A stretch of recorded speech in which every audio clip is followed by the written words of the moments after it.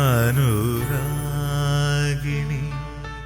ഇതായൻ കരളിൽ വിരിഞ്ഞ പൂക്കൾ അനുരാഗിണി ഇതായൻ കരളിൽ വിരിഞ്ഞ പൂ. വാട്ടുകപ്പയും തോട്ടുമീനും സുലൈമാനിയും ഒരല്പ ആർഭാടത്തിന് കനലിൽ ചുട്ട് ചതച്ച ഉണക്കമീൻ ചമ്മന്തി. പൊളിക്കോ എന്താ പോലെ പ്രഭാതഗീതങ്ങൾ കേൾക്കുമീ തുഷാരമേഘങ്ങൾ നിറമേകും ഒരു വേദിയിൽ കുളിരോലും ശുഭവേളയിൽ. നമ്മുടെ കപ്പ നന്നായിട്ട് കഴുകി ഊറ്റി കുക്കറിലിട്ട് 3-4 പീസിൽ അടുപ്പിച്ച് അത് ഫുള്ളായിട്ട് വെള്ളം ഊറ്റി കളഞ്ഞിട്ട് നമ്മൾ എന്ത് ചെയ്തു, ഒരു ചട്ടിയിലേക്ക് മാറ്റി. ഇനി നിങ്ങൾ കുക്കറല്ല മൺകലത്തിൽ വെക്കുകയാണെങ്കിൽ ഒരു കുഴപ്പമില്ല, ഡയറക്റ്റ് ചെയ്താൽ മതി. വെള്ളം ഊറ്റി കളഞ്ഞാൽ മതി. എന്നിട്ട് ഇതേ നന്നായിട്ട് നമ്മുടെ തവിയുടെ കണയും കൊണ്ട് അങ്ങോട്ട് ഉടച്ച് ചേർക്കണം. ഇതിങ്ങനെ നെയ്യ് പോലെ ഇരിക്കണം കേട്ടോ ഉണക്കക്കപ്പ.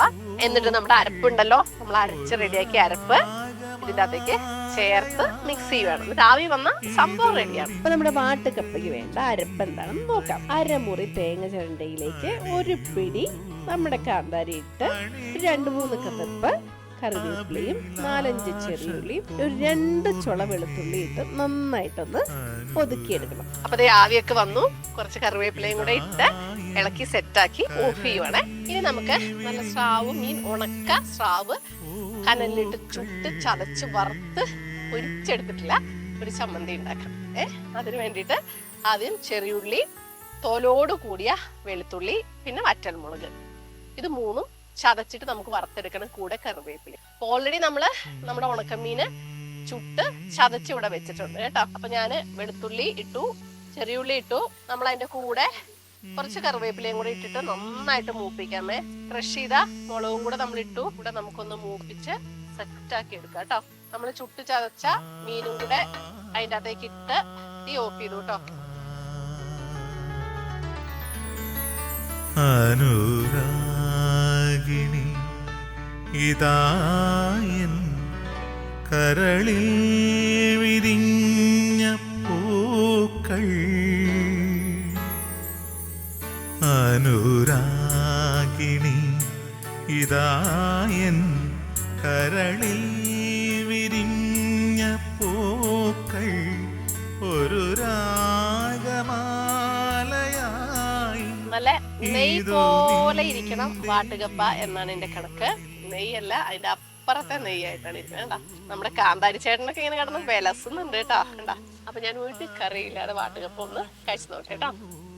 സത്യം പറഞ്ഞാൽ എനിക്ക് വാട്ടുകപ്പ ഇഷ്ടമേ ഇല്ലാത്തൊരു സാധനം. എനിക്ക് പച്ചക്കപ്പയാണ് ഇഷ്ടം. പക്ഷെ ഈ ഒരു രീതിയിൽ വെച്ചപ്പോ ഇഷ്ടമായിട്ടാ.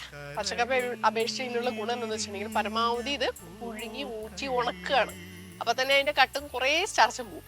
പിന്നെ നമ്മളൊരു ദിവസം ഫുള്ള് വെള്ളത്തിലിട്ട് വീണ്ടും കഴുകി ഊറ്റി വീണ്ടും തിളപ്പിച്ച് ഊറ്റി ഒരു 5-6 പ്രാവശ്യം ഊറ്റി എടുക്കുന്നതുകൊണ്ട് അതിനകത്ത് സ്റ്റാർച്ച് പരമാവധി പോകും. ഇനി നമ്മുടെ വാട്ടുകപ്പ കുറച്ചെടുത്ത് അതിന്റെ മുകളിൽ തോട്ടിലെ പൊടിമീന് എടുത്ത്, ഇതൊരു മാസ് കോമ്പിനേഷൻ കേട്ടോ.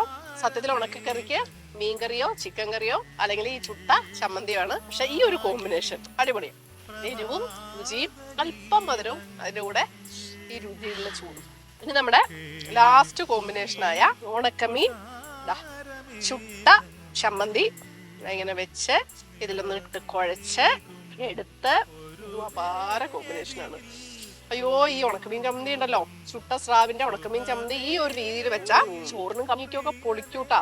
വാട്ടുകപ്പിനെ ഇങ്ങനെ ഇട്ട് കുഴച്ച് കുറച്ചും കൂടെ അതിൻ്റെ അകത്ത് ഉള്ളിയും മുളകും ഒക്കെ തന്നെ ഇങ്ങനെ എടുത്ത്, ഇപ്പൊ നമ്മൾ ചെയ്യുന്ന വീഡിയോസ് ഒക്കെ ഇനി എന്താണ് ഞാൻ നിങ്ങൾക്ക് ചെയ്തു തരണ്ടേ എന്നുള്ള ഒരു ചെറിയ വീഡിയോ ചെയ്തിട്ടുണ്ടായിരുന്നില്ല. അതിന് വന്ന കമന്റ് റിപ്ലൈ ആണ് ഓരോ വീഡിയോസ് ആയിട്ട് ചെയ്യുന്നത്. അങ്ങനെ പറഞ്ഞ ആരോ ഒരു മിടുക്കനോ പറഞ്ഞതാണ് ഇത്. എന്റെ ജീവിതത്തിൽ നിന്ന് തന്നെ ഞാൻ ഒഴിവാക്കി വെച്ച ഒരു സാധനമായിരുന്നു ഈ വാട്ടുകപ്പ. അത് ഇത്രയും നല്ലൊരു റെസിപ്പി ആയിട്ട് എനിക്ക് തരാൻ കഴിഞ്ഞത് ആ ഒരു റിക്വസ്റ്റ് കാരനാണ്. Thank you so much. പൊളിച്ച്.